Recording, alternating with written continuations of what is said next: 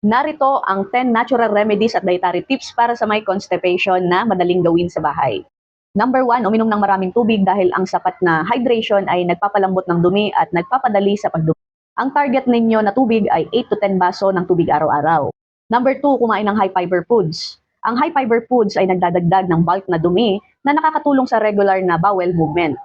Mga halimbawa ng pwede nyong kainin: oats, prutas, mansanas, peras, gulay, broccoli, spinach, whole grain. Number 3, prunes o plum. Ito ay may natural na laxative effect dahil sa fiber content. Pwede itong kaining diretso o ihalo sa oatmeal. Number 4, psyllium husk. Paborito ko to kasi dito ko pumayat ng 10 kilo. Ito ay natural na fiber supplement na tumutulong magpadaloy ng dumi.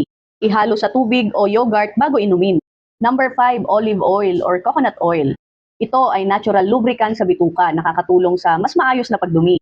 Uminom ng 1 hanggang 2 kutsara ng olive oil or coconut oil sa umaga ay pwedeng makatulong. Number 6, regular physical activity. Ang exercise ay nagpapagalaw ng bituka at tumutulong sa bowel movement. Gawin mo lang 30 minutes na walking o simpleng stretching araw-araw. Number 7, warm beverage. Ang mainit na tubig o herbal tea o kape ay nagpapasigla ng digestion. Subukang inumin sa umaga pagkagising. Number 8, yogurt o probiotics. Dahil ang probiotics ay tumutulong sa healthy gut bacteria na nakakaayos ng digestion. Piliin nyo lang yung plain yogurt. Number 9, avoid processed foods.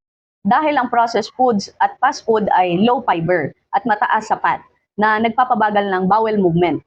Paalala lang, limitahan ng junk food, chips at instant noodles. Number 10, schedule bowel time.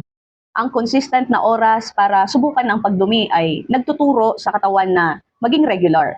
Subukan mag-bathroom pagkatapos ng breakfast dahil natural na digestive reflex ito. Ito lang naman ang mga 10 tips para sa mga constipated.